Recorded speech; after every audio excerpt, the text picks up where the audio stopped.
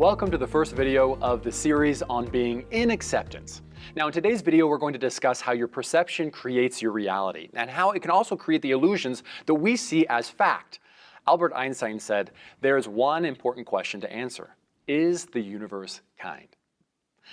I'd like you to do an activity to examine your perspective. I call it rating your life.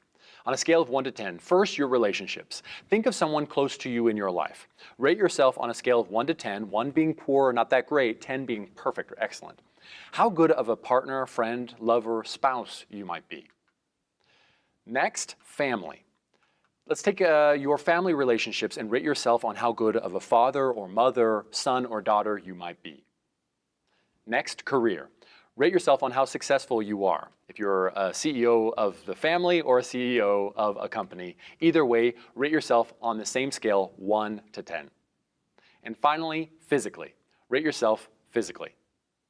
All right, I'll give you a few moments. You can go ahead and pause the video and do this exercise now.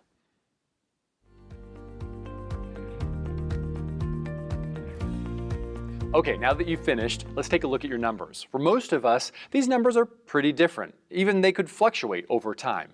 For example, let's take a look at the category of our physical appearance. How many of us on a daily basis look in the mirror and may say, I don't know, maybe a 6 today, I don't know, 7. Think back at the body you had in high school now. Most of you would give anything to have that body back again.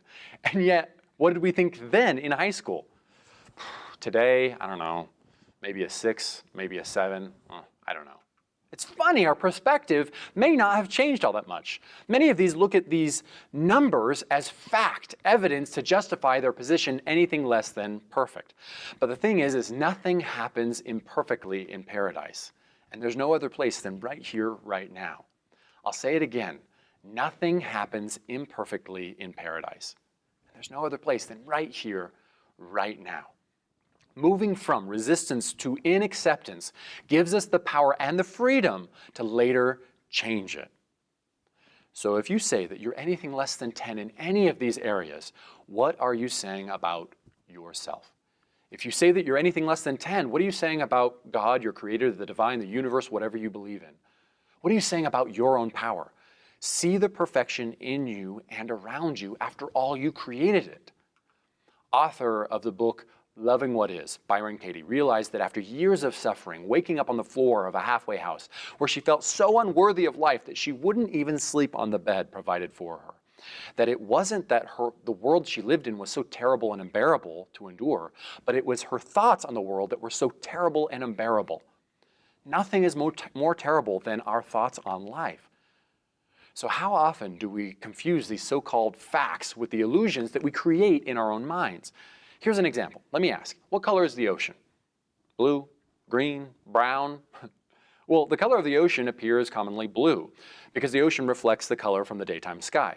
However, the ocean is not all blue. I mean, we don't walk out of the ocean covered in blue and towel ourselves off. The color is determined by the interaction of the sunlight with the particles in the ocean, the organisms in the water, including that plant-like particles called phytoplankton. That microscopic organism contains chlorophyll, which gives the ocean a little bit of a greenish color.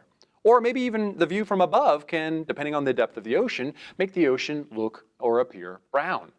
I mean, how many of us could argue, no, it's brown, no, it's blue, no, it's green, no, it's clear, whatever.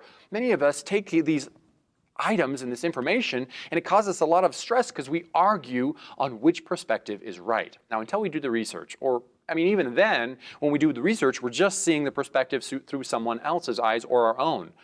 It's like the expression of seeing life through rose-colored glasses. Really, I want you to know that perspective is everything in this life. And luckily, your perspective is something you can change. If you don't like what you see, then change your perspective.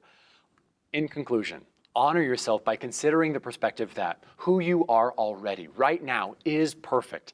That in this stage of your life, right now, in your growth and development, that you are a 10.